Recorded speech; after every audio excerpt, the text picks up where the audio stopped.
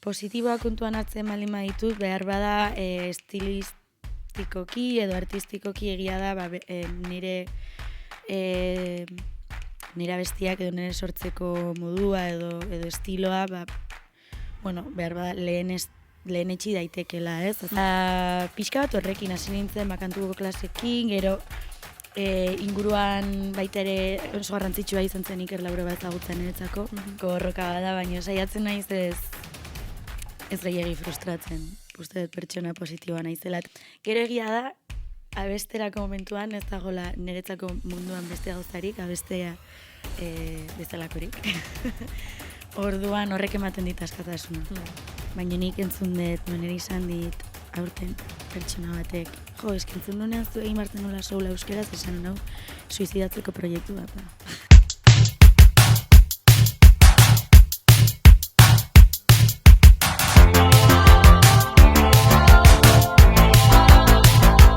Ongi etorri Leku Baten Bia podcastera, Iraia Kanbra naiz, eta hemen gaude beste asteazken batez, zuekin solasteko eta hitz egiteko gogoz. Akizue, astero bezala, gai ezberdin bat hartzen dugula. Egia da orokorrean gai antzeko ez hitz egiten dugula, baina asko aldatzen da gonbidatuaren baitan, nondik heltzen dugun, eta gero elkarrizketa nora doan. Akizuelako, garrantzitsua dela, gonbidatua etortzen den gonbidatuaren bizipenak jakitea, baina baita ere, Euskal Herriko emakumeen egoera aztertzea orokorrean, zuek entzun ahal izateko, ikusleak ere jakiteko zer nolakoa den benetan egoera, eta ez geratzeko, azalean, edo, batzutan beharrezkoa da ere, bertan sartzea, gauzak behar duten izenez deitzea, eta gure kasuan bezala feminismoari bultzada ematen jarraitzea. Eta horretarako enago bakarrik, noski bakarrizketa bat ez litzateke logikoa izango, eta nirekin daukat gaurkoan Sara Zurza, Donostiako artista bat. Bea oso gaztetik egonda musikari lotuta, musikari izan da oso gaztetatik. Bartzelonan, Montrealen eta Londresen ibili da, bere bilbidea ere bertan egin du. Telebistan ere ibili da, kolaborazioak egiten ditu, eta datu bat sartu nahi nuen, oso garrantzitsua iruditzen zaidalako, sobla dela bere musika estilori gustukoena, eta bere referentetako bat Amy Winehouse dela, beraz, ongi etorri, Sara. Kaixo, mi esker, oso ondo deskribatuta, bai. Esango dut Wikipediak lagundu didala, artista guztiekin bezala. Informazioa ona da orduan. Bale, oso ondo. Askotan bidaltzen dizuet, pentsatzen duelako, behar bada Wikipediak patinar jeren bate egin du, orduan bazpare bidaltzen dizuet. Oso ondo. Bale, perfecto. Sara, podcast honetan, normalean beti galdera berdinarekin hasten gara, podcastaren izena badelako Leku Baten Bila, azkenean, emakume musikarien lekuaren bila gabiltzalako, baina lehenengo gustatzen zaitzuei galdetzea, ea zuentzako zer den leku propio bat izatea edo Leku Baten Bila aritzea. Niretzako leku propio bat izatea musikan, emakume sortzaile bezala, izango litzateke gustora egotea sortzen dudanarekin, eta baita ere seguru sentitzea inguruan dozkan pertsonekin. Hau da, musikaren marruan etxetxo seguru bat eukitzea eta baita egiten dudanarekin pozik edo seguru sentitzea. Lehen aipatu dugu musika gaztetatik izan duzula etxean, nolakoa izan da zure edo nolago goratzen duzu zure lehenengo harremana musikarekin? Nik uste nire lehenengo harremana musikarekin beti izan dela oso naturala. Gurasoek beti esan didatea hitz egin baino lehenago abesten melodiak botatzen dituela. Eta hori ikusi bideo batzuetan, eta jazten nintzela nire melodiak asmatzen, ez? Orduan, baliteke txikitatik izan dudan zerbait izatea, ez? Gero azkenan hori aurrerago landu egin dudana, baino naturaltasun ez etorri zait. Eta irakurri dut familiatik etorri zaizula musika, ez dakit nolakoa zen giroa zure etxean? Bai, nire familian, egia esan, nire amaren partetik eta aitaren partetik bietan musika, dantza eta kultura beti egon dira oso presente. Niretzako azkenean, abeslari naizen enean, abeslari honen partetik ari nahi zoin hitz egiten. Gogoratzen ditut bazkaloste luzeak abesten, ahozko transmisio hori generazio egiten. Orduan nik hori txikitatik elikatu duten zerbait izan da, ez? Eta uste dut beti izan dudala bai familian, ez, kulturarekiko harreman berezi hori. Baina, bueno, gogoratzen dut sobremesa nahiko luzeak egiten genitula abesten eta instrumentuak jotzen beraz, bai. Ez de polita hori. Bai, eta beharrezkoa. Claro. Kantuko klaseak hartzen hasi zinen oso gaztetatik, gitarra ere jotzen duzu. Ez dakit ze momentutan izan zenuen argi musika serio hartu nahi zenuela eta profesionalizatu? Bai, gitarra hasi nintzen ikasten txikitan, egia da beti zen naizela pixka bat oso errebeldez, nik beste ikasteko modu batzun euskan, edo nahi nuen, edo ezakit. Tradizionalak ez zitzaizkizun gustatzen. Ez zitzaizkidak gustatzen argi eziko dugu. Eta gainera nire musika gogokoena soula zen, orduan hori ikasi nahi nuen, ez, gitarrekin hori jotzen. Baina, nik uste nire berezko edo nire instrumentua bereziki ahotsa dela. Beti abestu dut, eta ez nintzen kontziente abesten nuenik, banekin abesteak sortzen zidan sentimendua zein zan, eta askatasun hori ematen zidala, baina ez nuen 15 urte arte klaserik hartu, eta sinintzen 15 urterekin pixka bat baita ere ingurukoek esaten zidatenarekin, ez, ondo abesten duzun, edo pixka bat hori ere bai balioan jartzen zuten. Eta hori batez zen eramak jartzen zuen balioan etxean, eta berak esan zidan, martzea klasera, eta nik ez dakit. Garrantzitsua izaten da, amai entzutea. Amai entzutea garrantzitsua izaten da. Berak bazekien, lortu zidan, pixka bat nire lehenengo kantuko irakaslea beregatik izan zen, eta gero ikusi nuenean, ondo egiten nuen zerbait zela, ingurukoek gainera balioan jartzen zuten zerbait zela, eta ni ondo sentiarazten ninduela. Nik uste hori izan dela pixkat prozesu, hasian ez nuen ere burua profesionaltza jotzen, edo ez nuen musikaritza jotzen, zebri ere bai. Beste meloi bada. Beste meloi bada, batez ere kulturan edo batzutan hobi moduan hartzen den zerbait dela, baina konturatu gabe hori, profesional bezala hartu dezakezula. Eta pixka bat horrekin hasi nintzen, kantuko klasekin, gero inguruan baita ere oso garrantzitsua izan zen Iker Laureba ezagutzen niretzako, eta pixka bat ere berak animatuta egin nuen, hasi nuen bidea. Hor, Iker Laureba orain aipatu behar nuen, 17 urterekin egin zenuen EITB baten kantoan programa, eta hau irakurri nuenen esan nuen, ostras, gai hau atera nahi diot, ze askotan telebistan ateratzea aukera izan daiteke gaztentzat, baina arriskua ere izan daiteke esposizioa handia delako. Ezakit zuretzako nolako izan zen esperientzia hori? Esperientzia gazi gozoa izan zen.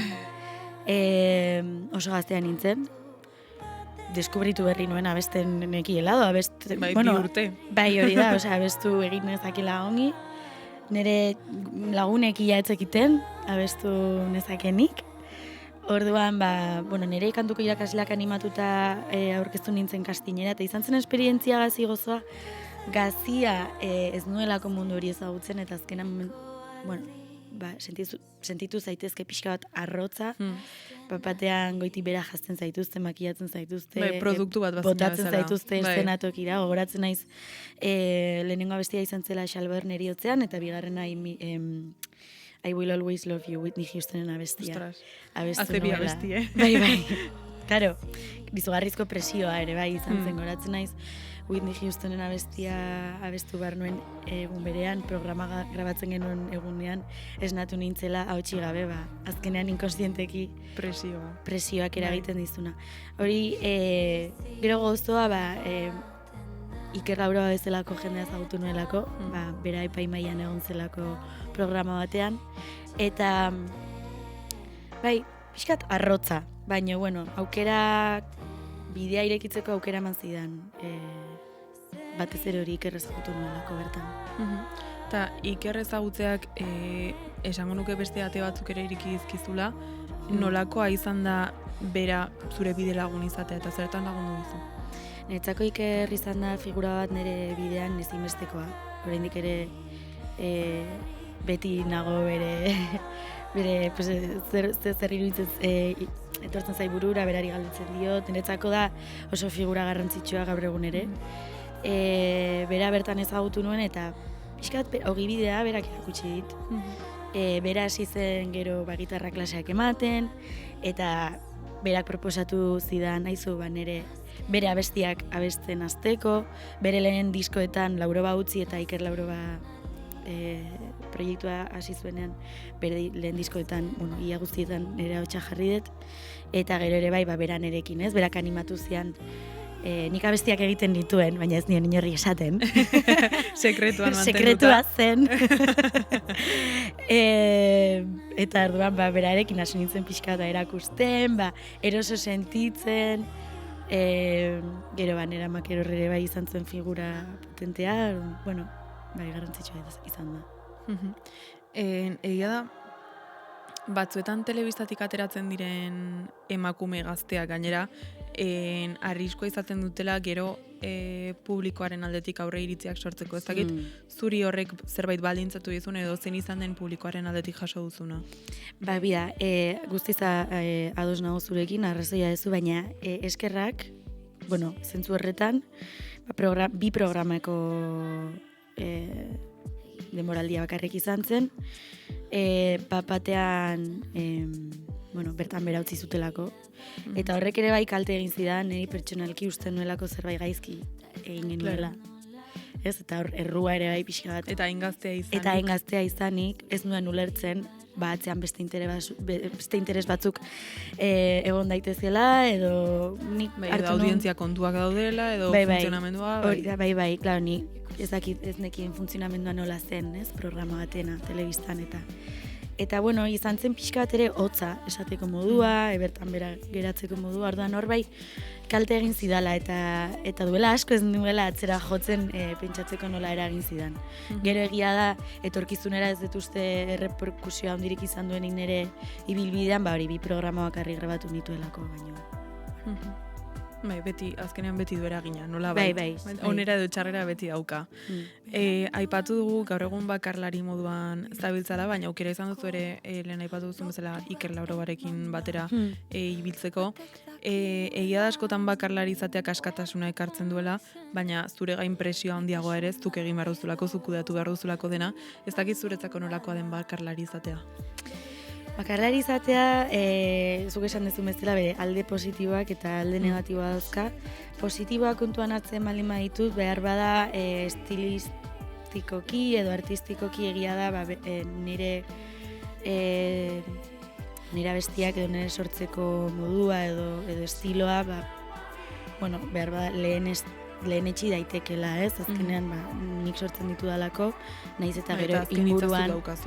Hori da, baina gero azkenan egia da ingurukoak abe proiektu bat aurrera matea oso zaila ziurrenik ezinezkoa dela. Nik uste talde positiboa hori izan daitekela, ez? Azkenean bakoitza bere estiloari zintzo izateko aukera ematen dizula. Eta bere alde negatiboak edo kontrakoak askotan presio hori dezula dena zuk kudeatu behar dezulako, erabaki guztiak zuk hartu behar dituzulako. Askotan ez jakintasunetik, inork ez dizulako azaltzen nolakoa den industria hau eta nola egin behar diren gauzak. Ez dago ondo egiteko era bat bakarrik, era asko daude, baina askotan ez ditugu ezagutzen.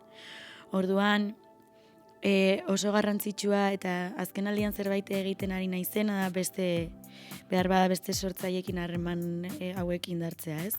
Besteen errealitateak eta batez ere emakumeenak ezagutzeko nik uste dut oso garrantzitsua dela ze. Orain beste heldutze fase batean nagola esango nuke, baina gero atzera begiratzean jasan ditugunak edo ditudanak ez dit horretarako inork entrenatu eta horretan bakarlari izan askotan jasan behar dituzun gauza asko ez dituzu ezagutzen aurretik. Hori galdetu nahi dizu, nola tratatu zaitu musikaren industriak bakarlari moduan? Nik uste dut orokorrean ondo tratatu nahuela, baina egon dira batez ere gaztetan, gaztetan gaztea izaten jarraitzen dut. Gaur urte bat gehiago daukat, Hori da. baina. Ostra, atzera begiratzen eta orain dakidana orduan jakin izango banu, gauza asko ekiditen saiatuko nintzateke, ez? Zer komentario aldetik, eta, komentario horiek edo nola azkenean bakoitzaren buruan eragin dezaketen eta emakume bakarlari izaten are gehiago. Bai, hori aldatuko nuke. Ze eragin esango zenuke izan duela musikaren industriak eta trataerak zure identitatea sortzerako orduan? Nik uste naizela pertsona bat egia esan nire identitateari beti saiatzen naizela lotuta egoten. Baina nik entzun dut, nire izan dit, aurten pertsona batek. Entzun nunean zu egin bartzen nola soula euskeraz, esan hau suizidatzeko proiektu bat. Osea, baina ez dula proiektuak ez dula funtzionatuko, ez? Hori izan zian pertsona batek industriakoak. Ze jende jatorra dagoen industrian. Bai, surprise gizona zen. Ez dela ingo surprise. Baina ez, adibidez, eta hori aurten esan dit pertsona batek. Bai, duela urte batzuk esan zen idanean, soula egin nahi zenula euskera, edo estilo hauek nahi zenula Euskal Herrira. Basan nuen, ea lortzen duen, ziurrenik. Suizidio hitza bere esaldian egon zen, ez? Uste, horrek gauzaiekin kontua izan bar dela, eta horrelako hitzak iruzkina jaso ditut, edo pasotismoa, edo esan bai lagunduko dizut, edo saiatuko nahi zoni erantzun bat ematen, eta gero bidaliazu mezu elektroniko bat, eta gero xixetasuna. Olakoak bai. Baina, uste dut nire identitateari heltzen dio dela beti, eta nire ingurukoak benetan bertan daudenen pertsonen iritziak kontuan izaten. Bai, gainera, kontra jarria da, ze azkenean, industriak berez nahiko du sola Euskal Herrian egotea, baina gero horrelako proiektuak ateratzen direnean, babesa oso txikia da, orduan ez dakit zuretzako nola den borroka, hori ez azkenean borroka bada. Eguneroko borroka bada. Emakume bezala, sortzaile bezala, gazte bezala, musikari moduan. Hori da. Eguneroko borroka bada, baina saiatzen naiz ez gehiagi frustratzen. Uste dut pertsona positiboa naizela eta benetan nahi dudana transmititzeko tresnak bilatzen edo gertu izaten. Estetika ere oso garrantzitsua dela esango nuke, eta zuk estetika bada zerbait asko zaintzen duzuna kontzertuetan eta atera duzun azken lanean. Ez dakit bakarlari moduan sentitu duzun irudi aldetik eta estilo aldetik presio handiago sartu zaizula edo oso kontuz ibiltzeko zerbait dela. Bai, uste dut baduela eragina orokorrean, azkenean tendentziek markatzen dituzte, eta estetika garrantzitsua gaur egun baita ere proiektu bat aurrera emateko momentuan, edo hori esaten digute behintzat. Nik zaintzen dut estetika gustatzen zaidalako, baina jaso ditut baita ere komentariat behin esan zidan 2021an. Gizon batek. Neri aholkuak eman behar zizkian gizon batek esan zidan nahiko estilo hain gazte izateko nahiko estilo zaharra nuela. Eta igual janzkera gazteago bat edo errebeldeago bat eraman beharko nuela. Karo, guzti horrek ere bai eragiten du, ez? Hori jaso dut. Nik ala ere nire aldetik jo nuen, baina egia da eragina duela. Proiektuak aurrera eman nahi dituzunean eta horrelako iruzkinak jasotzen ditugula. Bai, eta gero askotan produktu bezala tratatzen zaituztela. Azkenean, irudi jakin bat eraman behar duzulako, zure adinarekin akorde doana, zure musikarekin akorde doana, eta industriaren begietatik. Claro, eta zer gertatzen da, nik behar bada soula egiten baldin badet da ez hain publiko gaztea aukitzea eta zergatik ezin den ere estiloa eraman, ez dakit, estilo guztiak dira zilegi, ez? Orduan, bueno, uste garrantzia gutxiago eman beharko geniokela, naiz eta nik zaintzen baldin bat estetika gustatzen zaidalako pertsonalki, punto. Baina...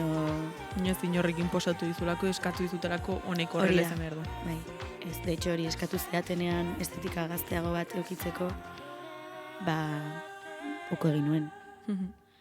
Egin behar den bezala. Bakoitzak bereari jarraitu behar dio. Lehen, hasieran aipatu dut, zure ibilbidea hainbat hiri edo herritan bizi izan duzula. Aipatu dugu Bartzelonan izan zarela, Montrealen baita eta Londresen ere. Esango nuke, errealitate ezberdinak ezagutu dituzula, Euskal Herriaz gain. Ez dakit zer ikasketa eman dizun, kanpoan ikastea, kanpoan musika ezagutzeak. Nik uste ikasketa aldetik eta bizipen aldetik oso esperientzia berazgarriak izan didala. Batez ere beste kulturetako pertsonekin egoteko aukera ematen dizulako, eta nik uste horrek azkenan beti bizipen moduan garrantzitsua dela, ez? Ez bakarrik gure beti pertsona berdinen artean harremanak izateko joera hori eukitzea, baizik eta beste realitate batzu daudela ikustea eta ezagutzea. Eta, musika aldetik eta kultura aldetik, zehazki hiri hauetan, nahiko anistasunaz dagoela ezagutu nuen gainera, nahiko gazte jo nintzen hiri hauetara. Hiruak dira nahiko potenteak kultura aldetik. Eta, ni harrituta nengoen, ez? Zenbat proposamen eta zenbat gauza eta zenbat areto eta zenbat esperimentu eta zenbat eskaintza zegoen. Eta nik uste horrek bai eman zidala burua irekitzeko beste musika nire proposamena beste perspektiba batzuetatik landu daitekela erakutsi zidan. Aldena handia nabaritu duzu Euskal Herriko musika industriaren eta kanpokoaren artean? Nik uste dut desberdinak direla. Azkenean ez duen ez da ere musika industria bertatik zuzenean ezagutzeko aukera izan, ze ni jo nintzen erabiltzaile, ikastera jo nintzen, eta gero azkenean kultura erabiltzaile moduan bizi izan dut. Industria handiagoa da bertan.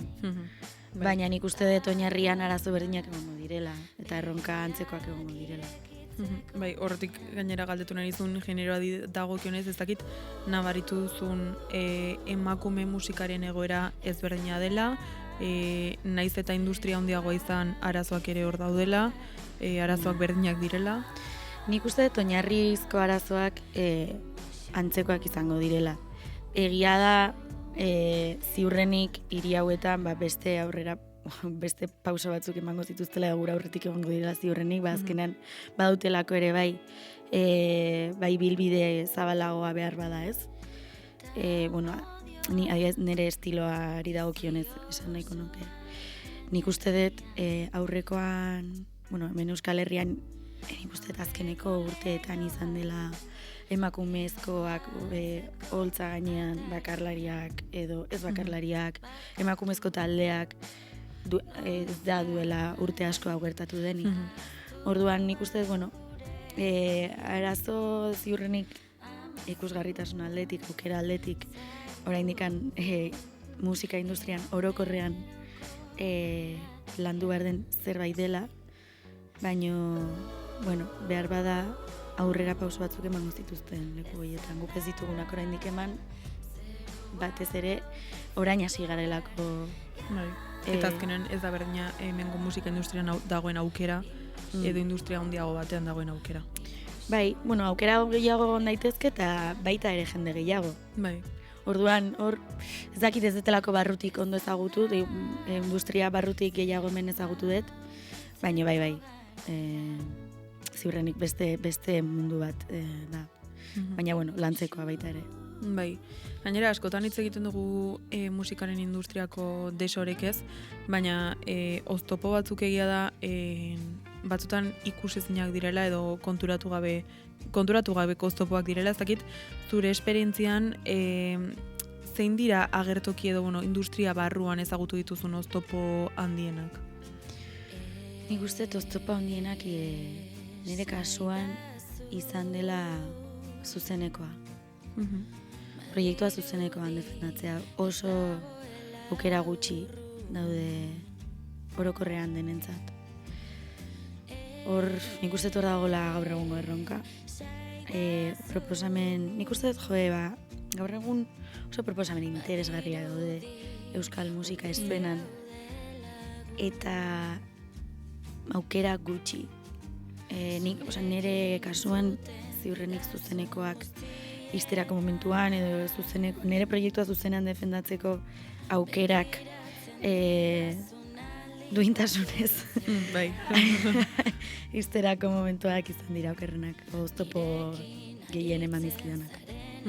Bai, gainera behar bada ez bakarrik ez daudelako horren beste areto baizik eta generoa ere ezberdina delako, ez delako normalean eskatzen dena. Bai, eta nik badakit ziurrenik hor egiten dezula, ez, areto moduan, imaginatu, arriskatzen zerala. Gehiago errolako estilo bat ekartzerakoan, baino, bueno, ez dakit.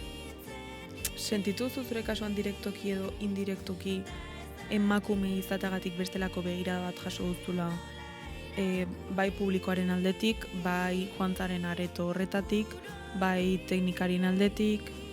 Nik sentitu izan dudana batzutan izan da behar bada gehiago eskatzen zaigula. Nik igual bai autoexigentzia hori sentitu dela auto eta exigentzia orokorrean emakume sortzaile izaterako momentuan. Beste begirada bat, askotan naiftasun batetik begiratzen zaituzte. Askotan igual ez dira nire gana etortzen hitz egitera zuzenean, beste nahiago dute beste pertsona batzuekin hitz egin. Baina bai sentitu dut askotan, emakume bezala sentitu dut presio hori, ez? Gauzak ondo egin behar direla, bikaintasun horretara begira. Bai, perfekzionismoa. Perfekzionismo horretara bultzatzen gaitula industriak eta baita gizarteak orokorrean. Hori asko nabaritu dute musika egiterako momentuan, eta zuzenekoan, eta dena. Bai, gainera hori galdetu nahi nizun ze askotan emakumei gehiago exigitzen zaie perfekzio aldetik, bai ahotsean, bai estiloan, bai oholtzaratzerako orduan, eta askotan gehiago galdetzen zaie emozio edo estiloi buruz musika beraz baino. Ez dakit zuk hori nola bizi izan duzun. Bai, niri asko, gainera nik egia da, nire emozio ez idazten dudala, ez? Orduan oso erresa da horretaz galdetzea. Eta, ez dago gaizki, horretaz galdetzea ez da ere, baino, bai, askotan sentitu izan dudana da ezin naizela, ezin detela huts egin. Konfunditzen bali konfunditu o zerbait ez badet oso ondo lantzeko aukera izaten proposamen super zaindu bat ematen jendeak ez dula berdin hartuko. Eta ez dut uste niri bakarri gertatzen zaidanik. Ez hemen gehiok aipatu dute hori. Beraz, bai. Osando. Bai, egia da. Bai, eta gero musika egiterako momentuaz. Egia da ni teknikoki, ni gitarrarekin konposatzen ditu dela, abestiak nire letrak direla, nire ahotsa dela, nire sormena dela. Gero egia da, ez dauzkadala behar bada ezagutza tekniko gehiegi, gero hori estudioan azaltzeko bezala nik. Bai, autoekoizpenerako. Hori da. Bai, hor beti laguntzak izaten ditut, baina beti nire gidapean, nik badakit azkenan zer lortu nahi dudan, eta zer transmititu nahi dudan, eta bestiak nireak dira nik egiten ditut. Baina, nik uste dut hori izan dela gauza zailenetako bat, bakarlari moduan. Esango zenuke garrantzitsua dela ulertzen eta zure sormena partekatzen duen horrekin inguratzea. Hau da, zure proiektua benetan ezagutzen duen horrekin inguratzea. Bai. Nik uste gainera nire proiektuak dozen gustatu altzaiola, ez daukala adin bat, baina kostatzen zait askotan ulertzen duten pertsona horien gana iristea, edo ez dakit zeinek ulertu duen ondo edo... Bai, nik uste badagola hor, behar bada estilo aldetik delako. Estilo zaila izan daiteke Euskal Herrian. Zaila baino esango nuke ohikoa ez dena. Ez da oso ohikoa. Orduan, bai, askotan zaila egiten zaite benetan ulertzen duen pertsona gana iristea. Eta zuretzako holtza zer esango zenuke dela? Askatasuna, presioa, biak, egunaren arabera? Osea, biak. Eta kostatu zait. Nire barrera hori kentzea, holtzan disfrutatzeko. Azken urteetan egiten ari naiz. Lehen kontatu dizudan arekin pixka bat ere lotuta dagoelako ez, presio hori ondo egin guardet, ondo egin naseke, autoexigentzia hori ez, gaina hor daukazu publikoa zure parean begira.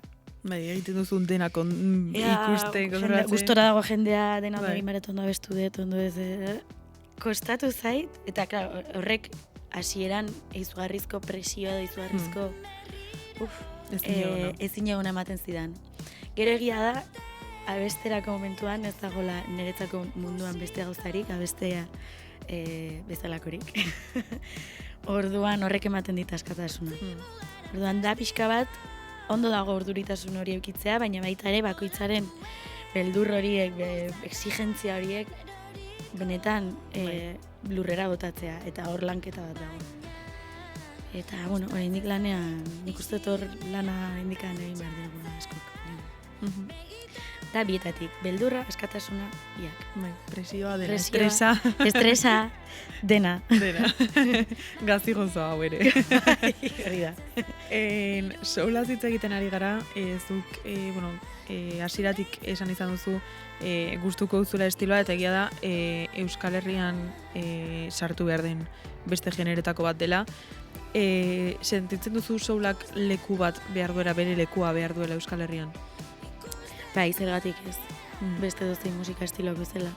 Nik uste proposamen interesgarria dela. Geroz eta proposamen gehiago daudela behar bada soula ikutzen dutenak, o soula oinarri izan ditzazketenak Euskal Herrian. Eta izan behar du leku bat, beste estilo guztiek bezala. Eta nik uste hori azkenean, jendeak geroz eta proposamen gehiago euki, geroz eta jendeak gauza desberdinak entzun Euskal Herri mailan, bakoitzak bere lekua aurkituko duela. Eta aberatsa dela kulturalki. Hori da, guztiz. Eta zergatik ez horrelako estilo bat hemen egin. Eta ze leku esango zenuke duela gaur egun soulak? Oso txikia. Txikia. Bai, nik uste dut gaur egun ez da gehien entzuten den estiloa Euskal Herrian, euskeraz soula, pop soula, nahi dizuna, soula oinarritzat daukan estilo bat entzutea, ez da ohikoena. Baina, ni esperantza daukat bere leku handiago bat aurkituko dela. Noski bai. Zer eman dizuz zuri pertsonalki estilo horrek beste generoek ematen ez dizutena? Arima, hitzak egon bezala. Bai. Badu zerbait, nire arima, edo, nire izatean zerbait ikutzen duena.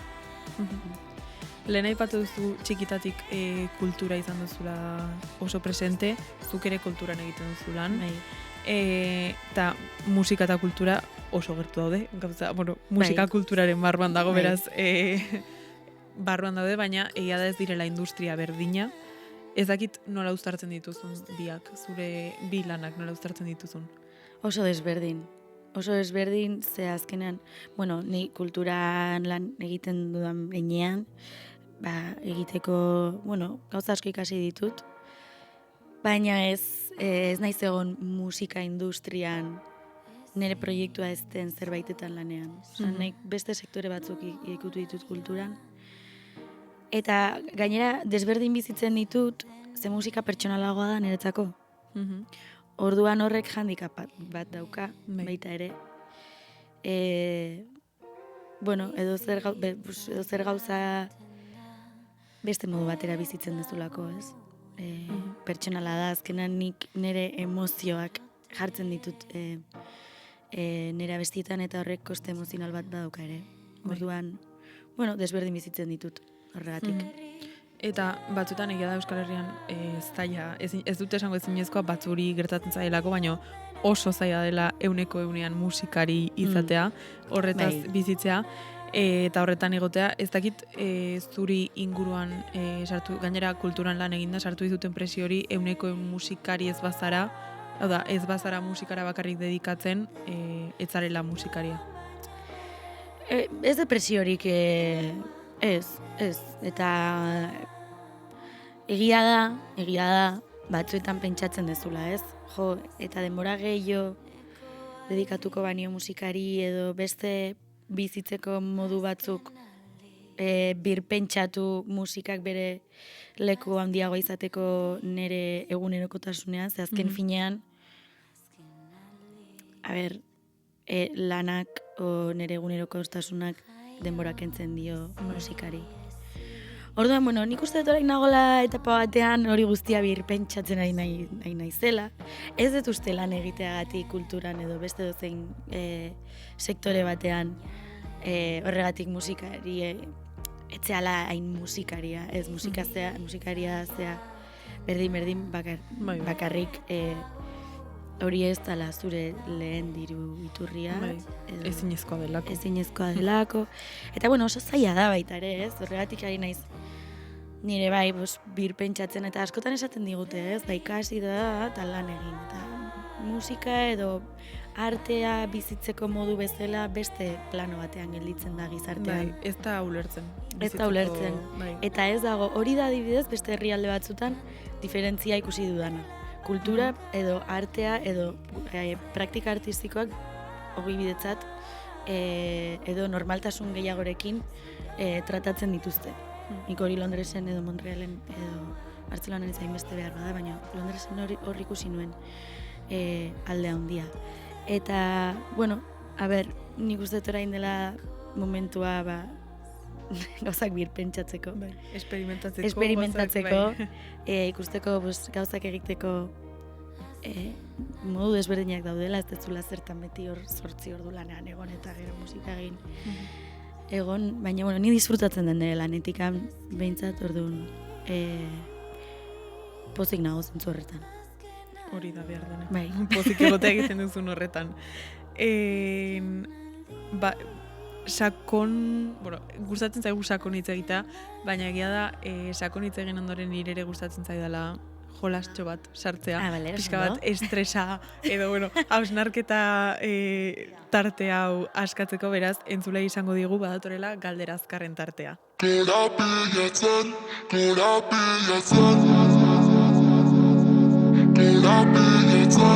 Izango dira 12 galdera. Normalean eskatzen dut hitz bat edo bitan erantzuteko, baina esaten didate zaila dela. Orduan, hitz bat edo bi utziko dizkizut, baina uste baduzu esaldi bat edo azalpen bat behar duela, utziko dizut azaltzen. Vale. Vale? Prest? Bai. Vale. Zer transmititu nahi duzu musikaren bidez? Emozioak. Musikaren industriaren gaur egungo egoera. Patiala. Bai. Inspirazio iturri nagusia? Bizitza. Holtzan duzun sentimendu nagusia? Jolasa. Vale. Kontzertu perfektu baten definizioa?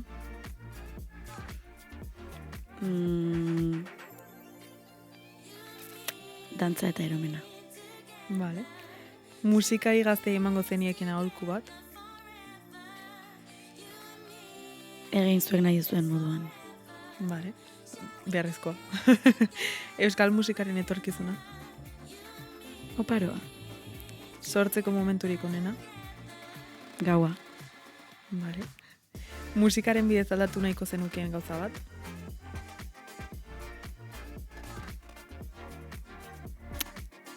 Harremanak. Gure arteko harremanak.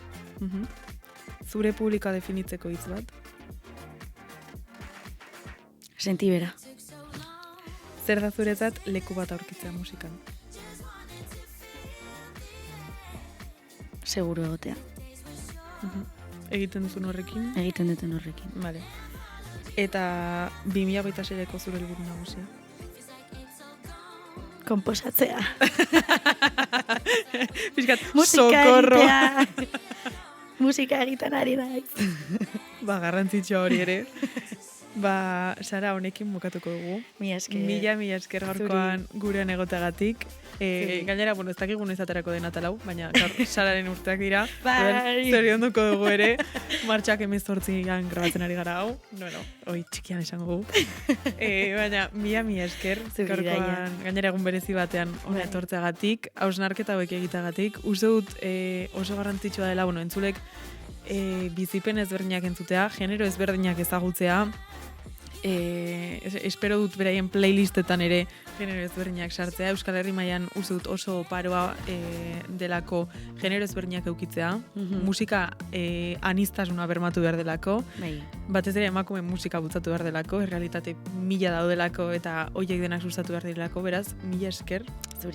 Zure barnetik hitz egiteagatik eta gaurkoan hemen egotagatik. Eta zuei urrengo astean ikusiko zaituztet, urrengo asteazkenan 6 hementxe izango nauzue beraz, urrengo astera arte.